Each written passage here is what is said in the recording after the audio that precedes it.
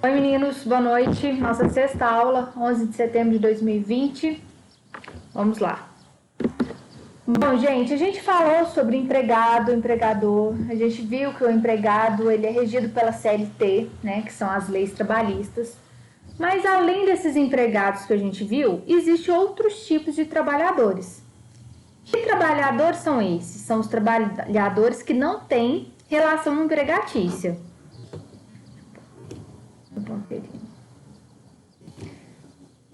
O mais conhecido é o trabalhador autônomo, né?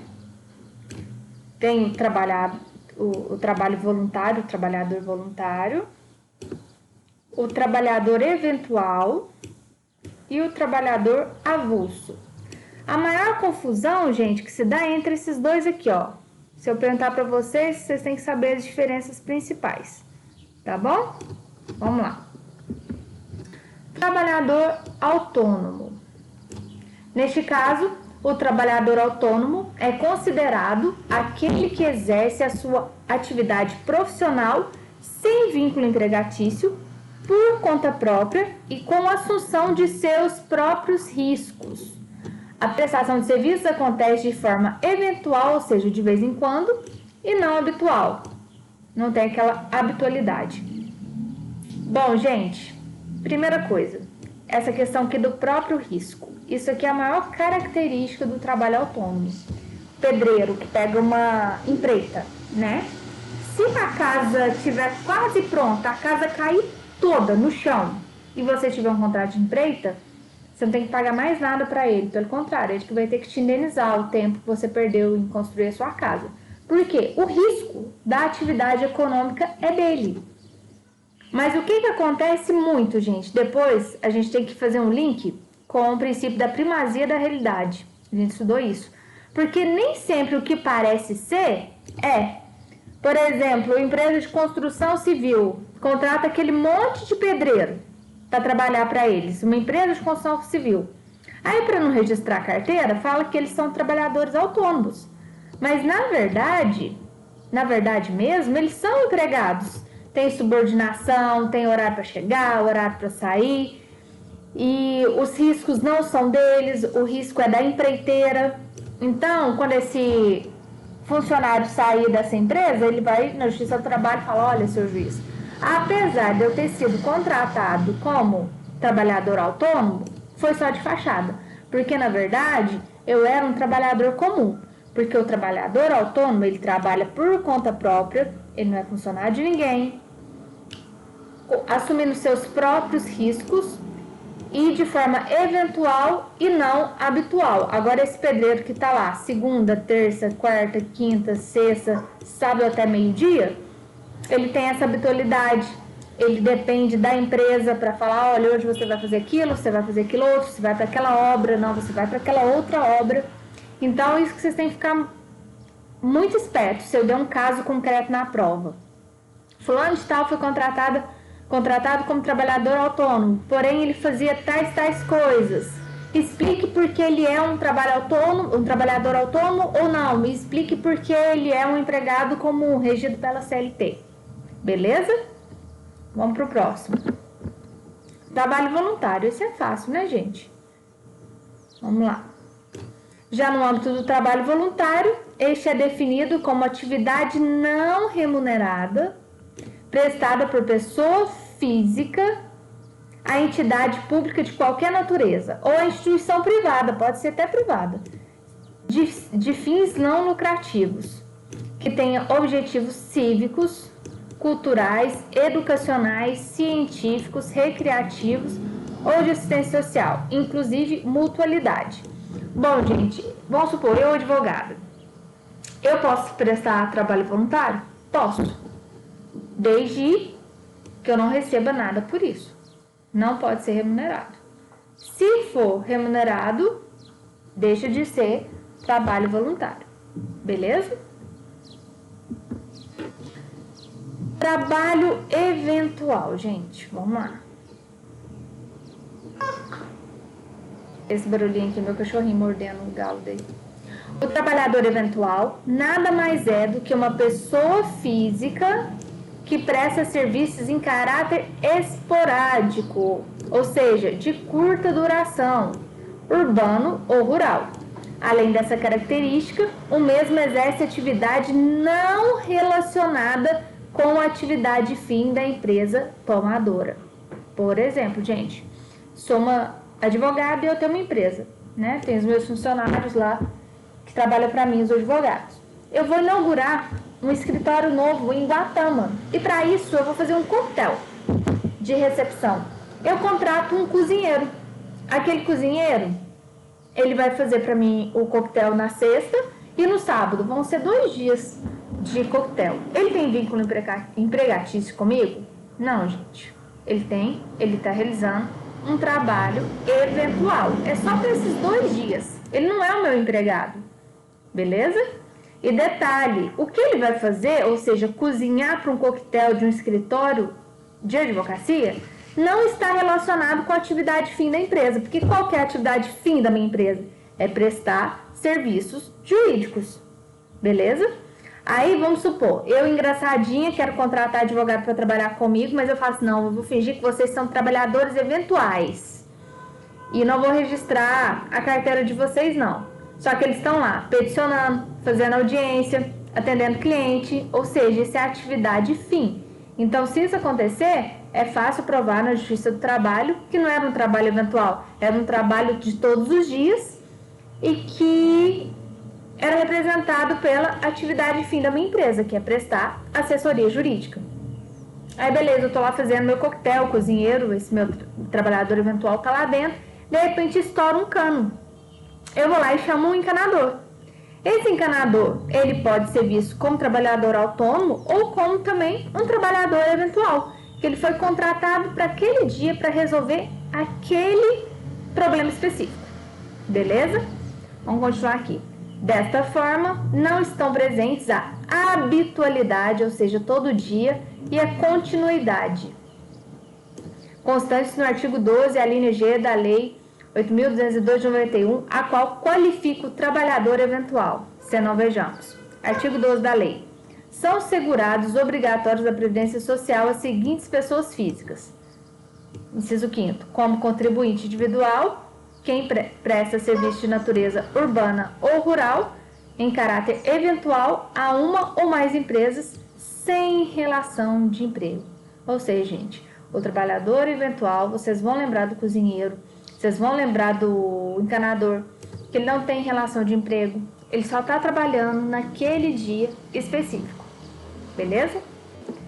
O trabalhador avulso, gente, como a gente está em Minas Gerais, não tem mar, o lugar que é mais usado o trabalho avulso é em cidades litorâneas, onde tem, e portuárias, onde tem porto.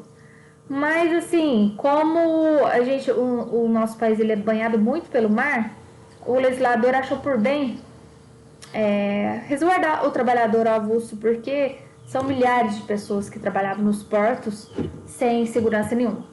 Vamos ver. O trabalhador avulso é uma pessoa física que presta serviço a várias empresas chamadas de tomadoras de serviço e não possui vínculo empregatício com nenhuma delas. A natureza do serviço é eventual, como isso aqui, como o trabalho eventual, ou seja, de vez em quando.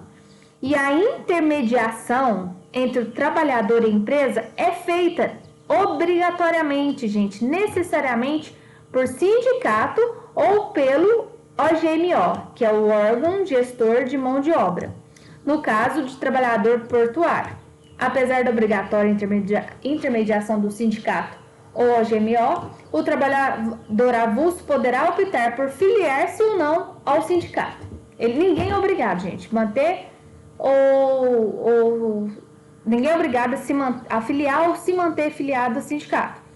Mas, para você ser um trabalhador avulso, necessariamente você tem que participar de um sindicato ou estar cadastrado lá no OGMO, que é esse órgão de gestão de mão de obra. Os trabalhadores avulsos possuem os mesmos direitos que o trabalhador que possui vínculo empregatício: remuneração justa, FGTS, 13º, férias remuneradas, repouso semanal remunerado, adicional noturno. Além disso, De acordo com o artigo 11 da Lei 823 de 91, os trabalhadores avulsos são segurados obrigatórios da Previdência Social. A norma que regulamenta o trabalhador avulso é a Lei 12.023 de 2009. Antes dessa lei, gente, isso é muito importante. Antes dessa regulamentação, os trabalhadores avulsos não contavam com os mesmos direitos que os trabalhadores com vínculo empregatício. Eles não tinham nada. Eles não tinham FGTS, eles não tinham salário, férias remunerada, nada. Trabalhava de domingo a domingo, sem direito nenhum. Quais são essas características do trabalhador avulso? Vocês têm que saber. Porque para vocês saberem explicar, vocês têm que saber quais são as características. O serviço é prestado eventualmente, ou seja, de vez em quando. Por quê? No porto, gente, chega navio com eletrônico, navio com carga perecível, navio com tudo que vocês pensar, com carvão, navio com carro. Então, assim, cada dia é uma coisa que eles fazem. Um dia eles vão prestar serviço para descarregar nesse navio de televisão, outro dia, na outra semana já vai descarregar carros, entendeu? Por isso que é eventual, não é aquela coisa contínua. Segunda característica, o trabalhador pode prestar serviço a várias empresas, é o que eu te falei. Ele pode trabalhar um dia para o navio que está descendo carga eletrônica, outro carga perecível. A intermediação do sindicato ou da OGMO é obrigatória, para não virar o samba do crioulo doido, gente. Não sei se vocês já tiveram a oportunidade de ir no Porto de Santos. Gente, parece formigueiro de tanta gente. Tanta gente, eu nunca vi. Eu fiquei no hotel que dava para vista pro Porto de Santos. Então, a OGMO é essa empresa aqui, ó. Essa empresa vai lá, o navio de carga tá chegando. Isso aqui é um navio, não parece, mas é. Ele contrata a OGMO e fala, olha, eu preciso de 200 homens para descarregar o meu navio que chega sábado. Aí a OGMO vai lá e contrata 200 trabalhadores avulsos.